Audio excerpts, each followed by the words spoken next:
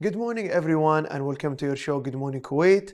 This is your host, Abdulaziz Darwish, who are coming to you live this morning from the Ministry of Information Studios here in downtown Kuwait.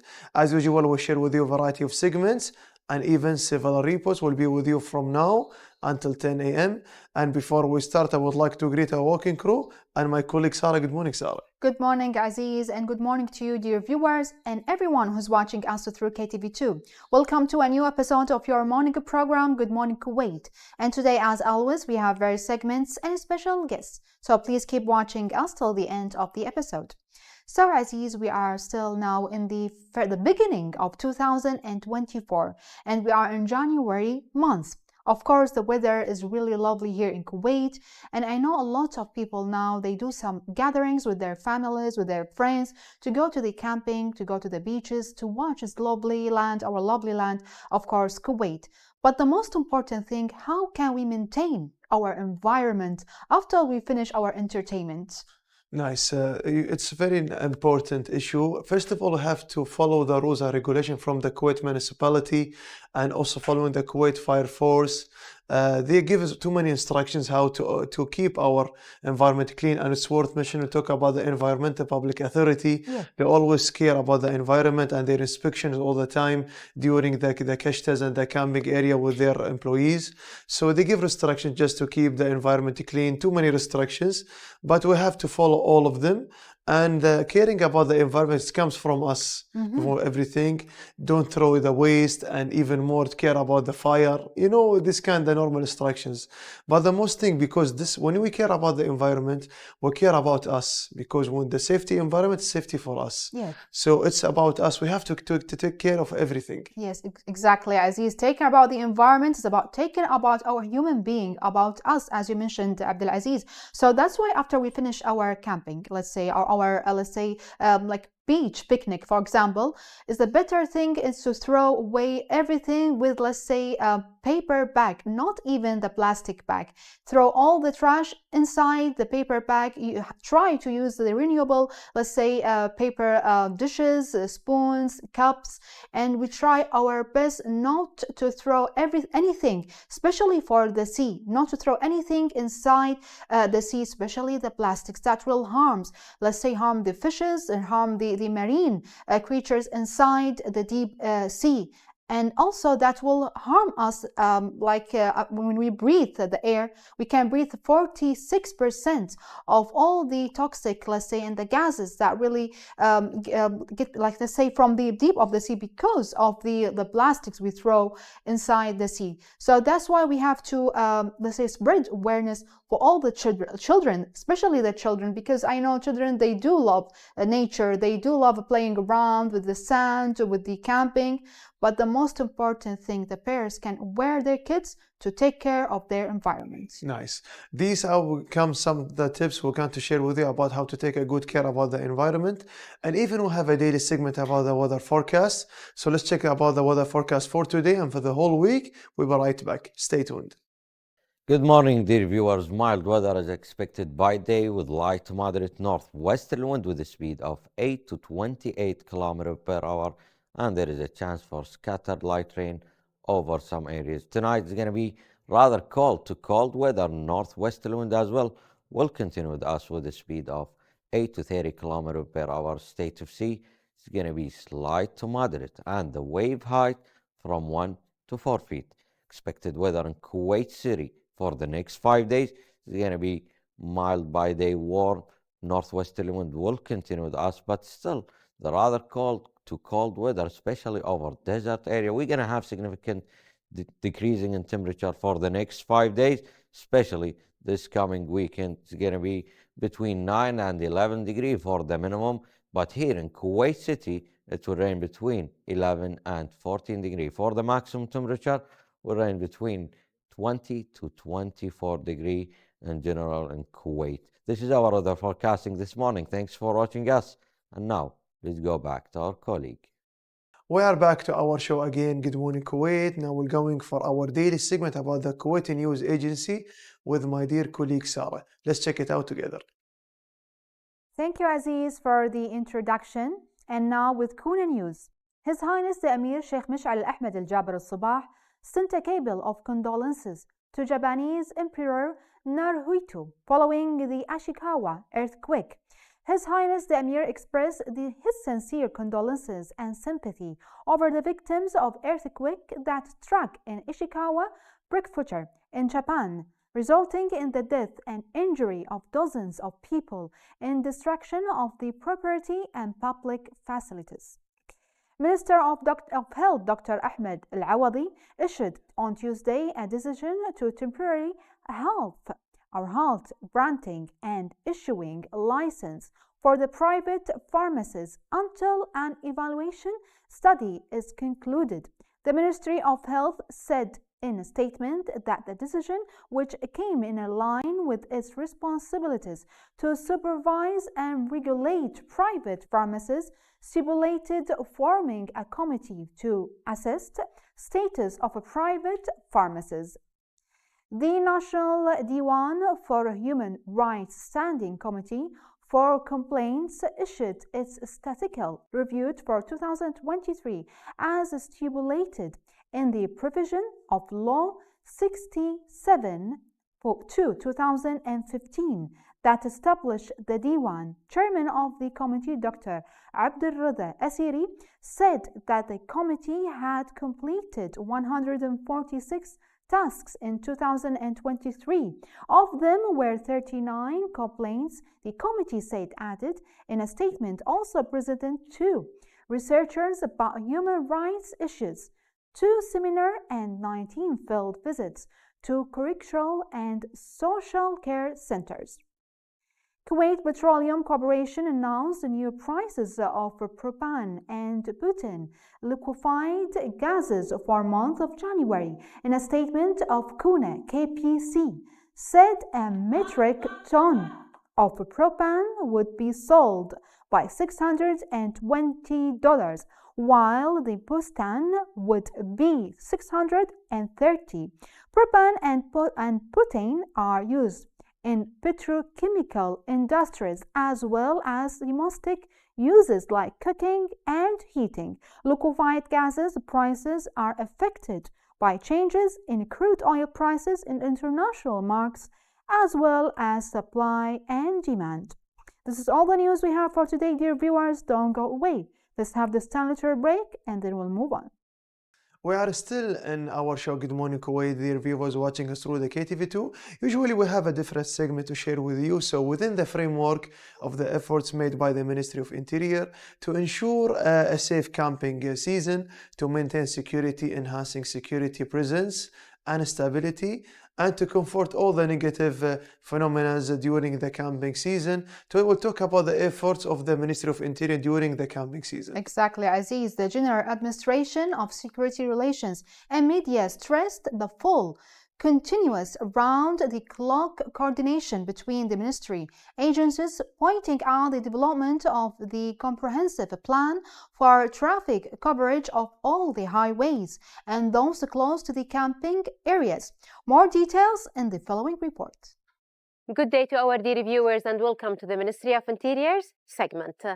In order to help you enjoy the season safely, we will go into more depth about the safety tips for camping. First of all, it's forbidden to set up a camp near military bases, all sector facilities, electrical cables, and power lines. Avoid using exposed electrical cables as it may cause fire and safety hazard, and avoid placing light bulb and flammable materials in contact with tent fabric and wooden poles. Keep the electric generator away from the tent and don't overload the generator capacity. To prevent the possibility of suffocation from carbon monoxide, don't place fire pit inside the tent until the fire is completely put out. Also, remove the fire pit from the tent before going to sleep. Don't burn waste, since fire sparks may reach neighboring camp. And don't approach or tamper with any foreign object, and don't approach or tamper with any foreign objects at the camp, since it could be a mine or bomb. Don't burn waste, since fire sparks may reach neighboring camps, and don't approach or tamper with any foreign objects at the camp, since it could be a mine or a bomb. Therefore, make sure to report these foreign objects immediately through the emergency hotline 112. Also, make sure to carry a multi-purpose fire extinguisher in addition to a first aid kit, and make sure to carry a flashlight with extra batteries and portable chargers. When strong winds blow, make sure to put out the fire as soon as possible to prevent any potential fire hazards.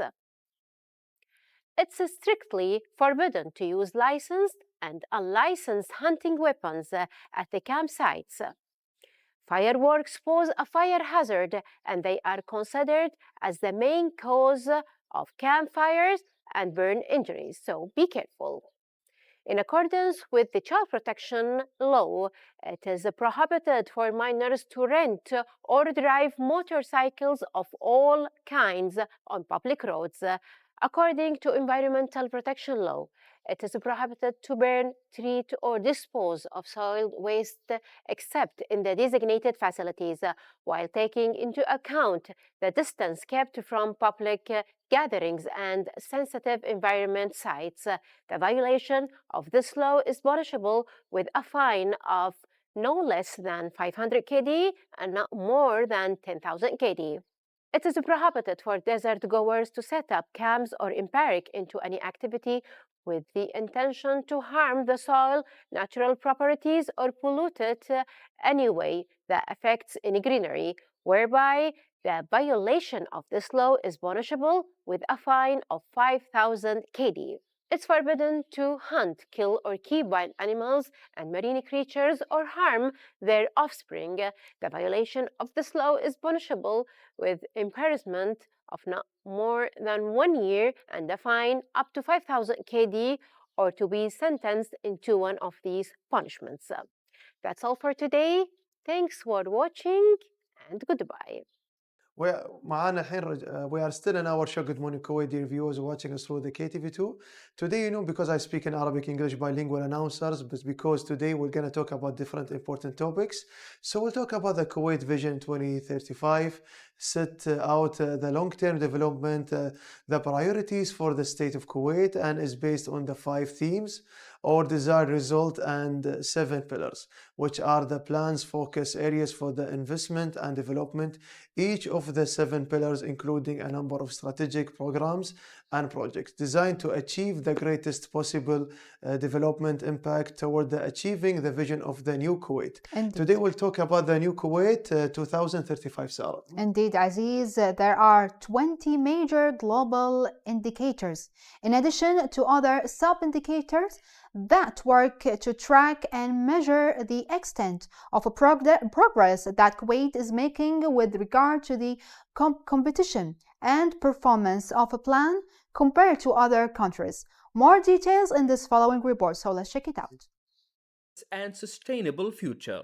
All efforts currently are gathered and exerted to achieve the goals of the National Development Plan through 7 basic pillars that targets transforming Kuwait to a pioneering regional center on a financial, commercial, cultural, and institutional level by the year 2035. The Vision of Kuwait 2035 specifies the long-term priorities for development in Kuwait. It is based on 5 subjects or expected results and 7 pillars, and those are the fields of the plan that are invested in and developed. Each one of the 7 pillars include a number of programs and strategic projects designed to achieve the largest developmental impact towards reaching the vision of the new Kuwait. The main and pivotal goal of the vision of the new Kuwait is to transform Kuwait to a financial and commercial center that attracts investments. Through it, the private sector leads the economical activity, the spirit of competition is encouraged, and the production efficiency is raised by the support of a supporting institutional state body. In addition to instilling values, maintaining the social identity, achieving a humanistic and balanced development, and providing a suitable fundamental structure, developed legislation, and an encouraging working environment. There are 20 basic international indicators, in addition to the other sub-indicators that follows and measures the level of progress achieved by Kuwait regarding the accomplishment. And we came back again, dear viewers, with our first interview. Today, the country is on a date with the renewed era and a new sun shining in its sky and on the path of correction. Today, the banner of glory is carried by the faithful Emir of the country, His Highness the Emir of the country, Sheikh Mish'al Ahmed Al-Jaber Al-Sabah. May God protect and preserve him, to assume power and lead the country, succeeding his brother, the Emir, the late Sheikh Nawaf Al-Ahmed Al-Jaber Al-Sabah. May God have mercy on him, thus becoming the 17th ruler of the state of Kuwait. To shed more light on Kuwait's comprehensive development plans, we are so pleased to have with us today Dr. Manal Al-Hasawi. She is the head of the Kuwait Society for Strategic Planning. So hello and good morning, Doctor. Good morning, Sarah. It's really a pleasure to have you in our show, Good Morning Kuwait. Thank you so much. It's always a pleasure to be here. So first of all, we knew that we are in the new era of the country under the leadership of the Emir Sheikh Mish'al Ahmed Al-Jaber Al-Sabah. So please, Doctor, tell us more about the lofty vision for reaching a new Kuwait by achieving sustainable environment. I have to start, honestly, with how direct and decisive His Highness's speech was, and the direct impact that that speech has had on so many of the different directions that we are pursuing today as a government and as people. And regarding the vision, that's going to be no different. We've seen some initiatives that have been promoted throughout the years since the inception of the development plans. And I believe that with this idea of the corrective path and with the push and the direct supervision of His Highness, the Emir, we're going to be able to see the progress that we've been hoping for the past few years. That's well said, Doctor. So we know, Doctor, the development plan are, let's say, our women to face all the challenges that we might face actually in the future. In your point of view, let's talk about the achievements in the Kuwait actually in the past last years. So we've been able to see some achievements with regards to the mega projects or some of the initiatives that have been instilled into the National Development Plan.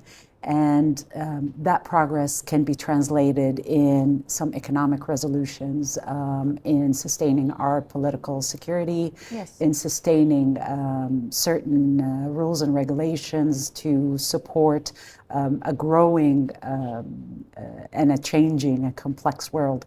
So we were able to see some of these initiatives get on the ground.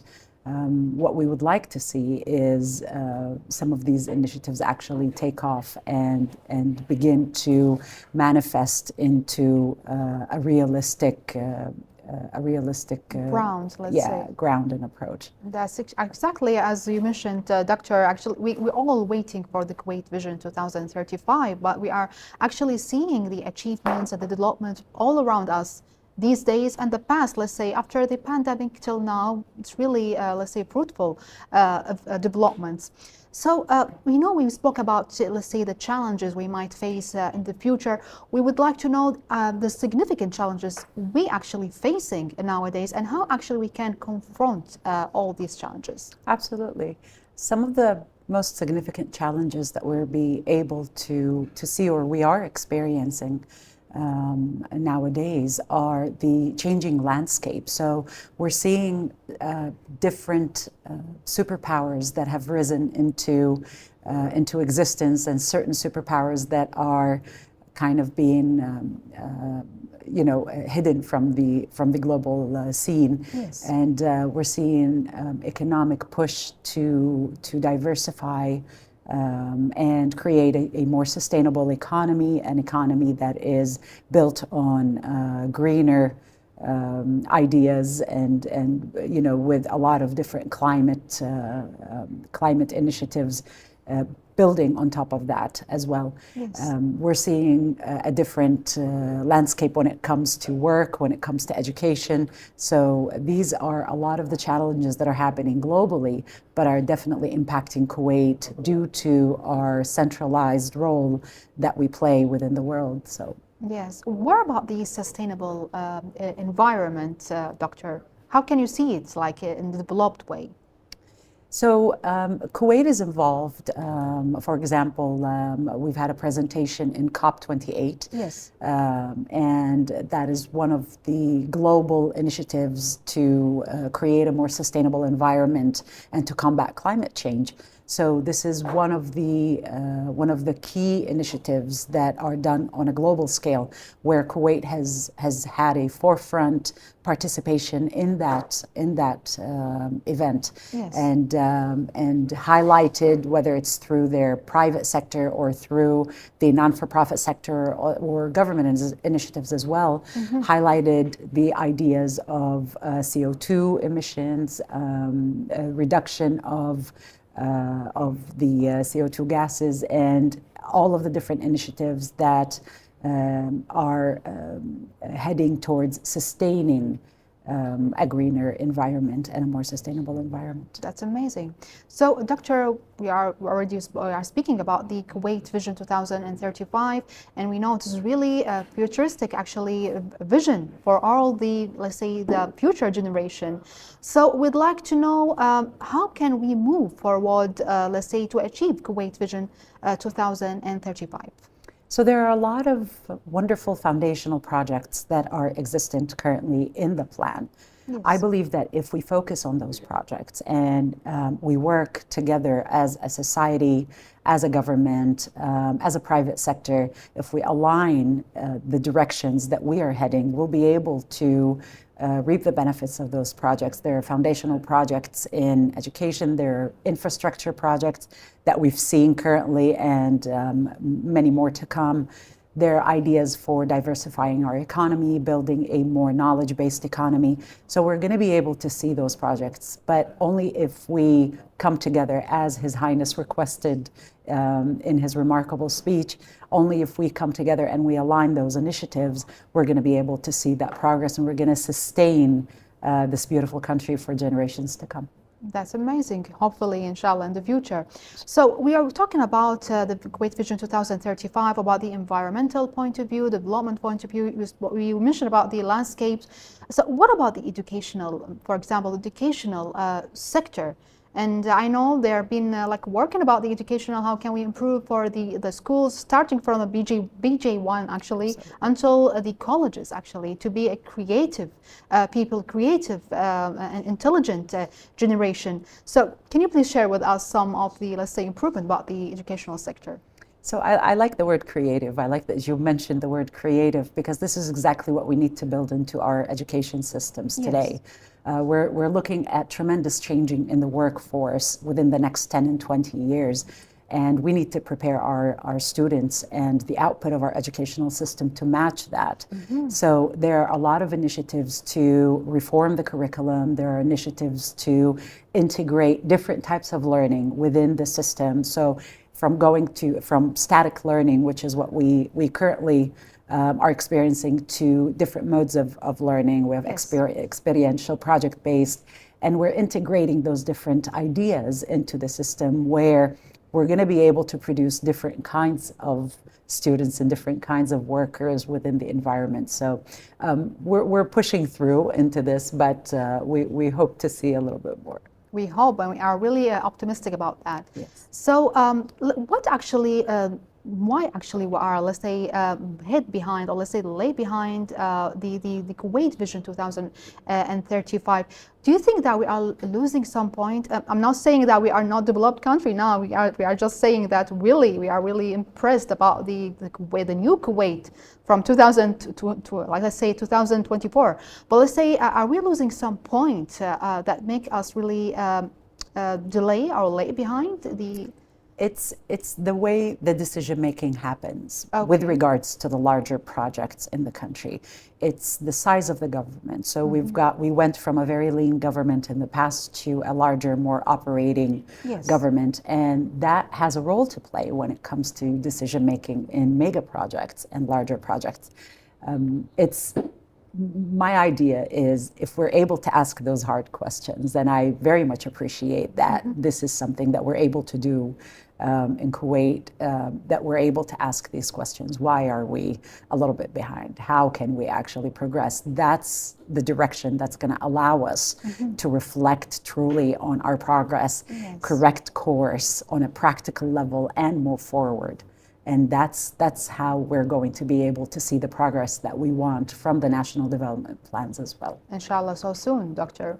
So let's talk now about the, let's say, your effort about in the Kuwait Society of Strategic Planning, and about your importance project for, let's say, incoming future. So I want to talk about one specific project that we're planning for alongside some of the international organizations that are related to strategic foresight and future building or future design. So we're working with an organization called Teach the Future and an organization called the Institute for the Future. Yes. And we're planning for a large conference on the future of education in the country. Wow. And alongside some international experts and speakers who were able to integrate their ideas into the the different national development plans in the region, in Saudi Arabia and in Dubai, in Qatar.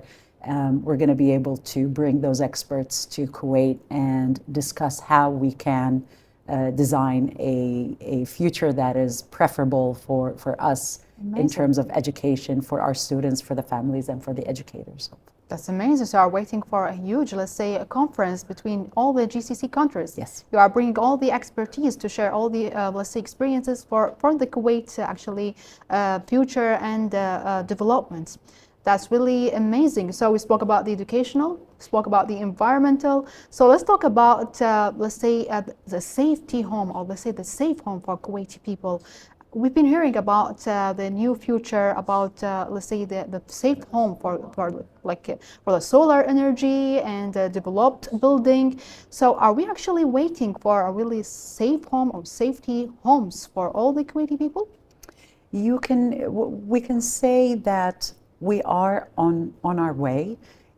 It's going to take a major shift in behavior to be able to get to that point. So if we're talking about energy consumption, for example, if we're talking about the way we source our food, if we're talking about the way we source our clothing, Yes. for simply speaking, all of these different behaviors contribute to how sustained our economy is and how safe we can have this economy for environment.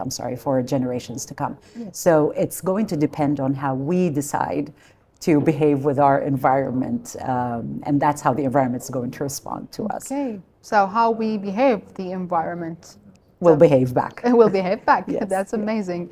So do you have any more to talk about, let's say, the Kuwait Society of Strategic Planning? Do you have more to talk about? So the Kuwaiti Society for Strategic Planning started in 2017, and in the past few years we have worked privately and solely with government on internal projects or their internal plans. But starting this year, we would like to promote a more public Yes. kind of program and a public agenda, and hopefully will involve much more of the public with us. Yes, that's amazing. I can see here a report or a video. We can watch it together about the train here in Kuwait. I can see a really bright future in Kuwait. Could you please comment about that? It's really, let's say, about the Kuwait Vision 2035, about this Silk City. Absolutely. So the Silk City is one of those projects that would put Kuwait on the map for so many different reasons. Yes. Environmentally, economically, even security-wise. The Silk City project has been in the works for many, many years. And it's just recently that we're starting to see that there is interest to pursue further that project, and it has been put on the table of some of the officials in the country for reanalysis and for studying. Yes. This is what we would hope we leave for our kids and our generations. If we're talking about the Kuwait Vision 2035, that's not very far. Hopefully we'll all be there to see it. But to be able to reach that, we need to build the infrastructure. We need to ensure that we've got the human capital that can support in managing and operating in such an environment as Silk City. And we need to ensure that our environment as well is hospitable enough to sustain such projects. So it's a massive undertaking, but I believe that Kuwait, its people and its government has shown time and time again that no task is really hard enough for us. And if we decide that this is going to be done, I'm sure that this will be done. I'm pretty sure, as I mentioned, no task is hard for Kuwaiti people. And as you mentioned, we have to believe in the environment, we have to believe in ourselves, and we have really, let's say, army about the people who really love to see the Kuwait. The future of Kuwait is really bright and better than the video actually we watched now. Absolutely. The Silk City, and will be, let's say, a heaven on earth. And inshallah, we all can see it. And as you mentioned, for our future generation, for our kids, grandkids, let's say, in the future, there will be, let's say, in a really lovely land, Kuwait Vision. So thank you, Doctor, for being here with us. That's really a lovely interview. Thank you for having me, as always. Thank you. Big thanks and appreciation to our dear guest, Dr. Manal Al-Hassawi. She's the head of the Kuwait Society of Strategic Planning. Don't go away, dear viewers. Let's have this sanitary break, and then we'll move on. We are back to our show again. Good morning, Kuwait, dear viewers watching us through the KTV2. I would like to thank our distinguished guest, Dr. Manal Al-Hassawi, for presenting today. I will talk more about the strategic planning and the development in the state of Kuwait for the new Kuwait 2035. Now we're moving for our different aspects. And nuclear technologies provide competitive and often unique solutions to help fight hunger and also malnutrition, and improve the environmental sustainability and ensure that food is safe. So we'll talk here about the food security, Sarah. Exactly. The IAEA and the Food and Agriculture Organization of the United Nations, FAO, work in partnership with the help member states use these technologies safely and appropriately. To know more about the importance of the nuclear technologies for climate action in food and agriculture, let's watch this important report. From the very earth that nourishes our crops to the food we eat, agri-food systems are ever more susceptible to mounting global challenges. Further aggravated by climate change, conflicts, and pandemics, pose a significant threat to global food security and nutrition. In response, nuclear techniques and biotechnologies provide innovative solutions to help us adapt and counter the effects of climate change on agri-food systems. At the forefront of developing, applying, and disseminating these technologies and practices is the joint FAO-IAEA Center of Nuclear Techniques in Food and Agriculture. Through its agriculture and biotechnology laboratories, research is conducted to create solutions that reduce the effects of climate change on food and agriculture, while promoting the adoption of sustainable production methods among member countries. Starting from the groundwork of agriculture, the interaction between soil, water, and nutrients in cropping systems is carefully analyzed through the application of isotope and nuclear techniques. This allows to analyze soil erosion and the effects of soil and water conservation practices, allowing for the implementation of tailored solutions to boost the productivity of crop production systems. These solutions are designed to reduce greenhouse gas emissions, enhance crop water efficiency, optimize fertilizer use, improve water management, and combat land degradation. To increase crop resilience to the adverse effects of climate change, new crop varieties are developed to adapt to challenging climatic conditions faced by member countries. By applying irradiation technologies, mutations are induced at a higher frequency than natural spontaneous mutations. The resulting crops varieties are carefully bred through selections for traits such as tolerance or resistance to harsh temperatures, drought, pest, and diseases. With changing climatic conditions and global trade facilitating the spread of insect pests across borders into new regions, the sterile insect technique SIT allows to induce insect sterility through radiation, offering a solid solution to curb target insect populations.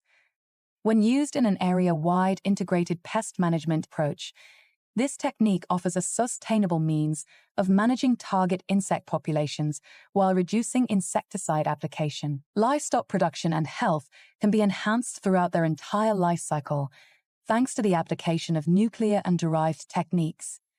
Research into optimizing feed can reduce pasture degradation and mitigate the greenhouse gas emissions associated with animal agriculture.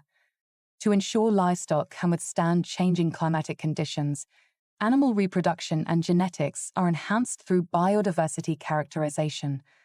The management of animal and zoonotic diseases is advanced via the application of nuclear and related techniques, helping to develop and transfer animal vaccines, rapid diagnosis solutions for disease prevention, control, and eradication. Changing climatic patterns are increasing the uptake of heavy metals, pathogens, and mycotoxins in food. To ensure that the food that reaches our tables is safe and authentic, food analytical techniques to detect harmful residues and contaminants in food to ensure quality are developed and transferred to member countries. These techniques include food irradiation technologies and standards, as well as food testing practices. This comprehensive approach not only reduces the risk of foodborne illnesses, but also addresses invasive pests and food fraud, safeguarding public health and securing market access. Through the peaceful use of nuclear techniques and biotechnologies, the joint FAO-IAEA Center of Nuclear Techniques in Food and Agriculture develops and implements green solutions to lessen the impact of climate change and increase food security worldwide. The Mediterranean Sea is being invaded by the hundreds of fish and jellyfish, prawns and other marine species from the outside the region. We'll talk about now the nature. We spoke in the beginning about the environment. So now we'll talk about the sea cuisine. Yes, exactly. So more than 1,000 non-indigenous species that have been identified in the Mediterranean and the Black Sea. Over the half have established permanent populations and are spreading, causing concern about the threat they pose to marine ecosystem, that local fishing communities. So how about to check this report about marine life creatures and be right back to you. Countries on 3 continents share access to the Mediterranean Sea and to its limited resources. This has created strong economic, social, and cultural ties in the region, but also demands robust cooperation in order to tackle a multitude of challenges. Recognizing the need to transform the fisheries and aquaculture sector, strong commitments have been made in the Mediterranean region in recent years. Chief among them is the 2017 MedFish Forever Declaration, which set ambitious targets and activities to be pursued over a decade. The General Fisheries Commission for the Mediterranean steers and coordinates MedFish Forever actions to strengthen governance and ensure the environmental, economic, and social sustainability of Mediterranean fisheries. In order to effectively implement the MedFish Forever Declaration, all stakeholders must join in. These common efforts are showing results. But we have already passed the halfway mark of MedFish Forever's mandate. Countries need to both accelerate action to reach the crucial objectives agreed upon to ensure the sustainability of the sector and address the emerging challenges imposed by our changing sea. The GFCM must continue to play a central role, fostering synergies and commitments at all levels, securing political engagement, and expediting progress. Throughout the final years of the declaration, With solidarity, resilience, and ambition, everyone must step up efforts so as to maintain our common patrimony and effectively transition fisheries and aquaculture into a sustainable, equitable, and prosperous future. Are you on board? Dear viewers, we reached the end of our episode for today. Hope you enjoyed our segment. See you tomorrow. Have a great day. Have a lovely day. Bye-bye.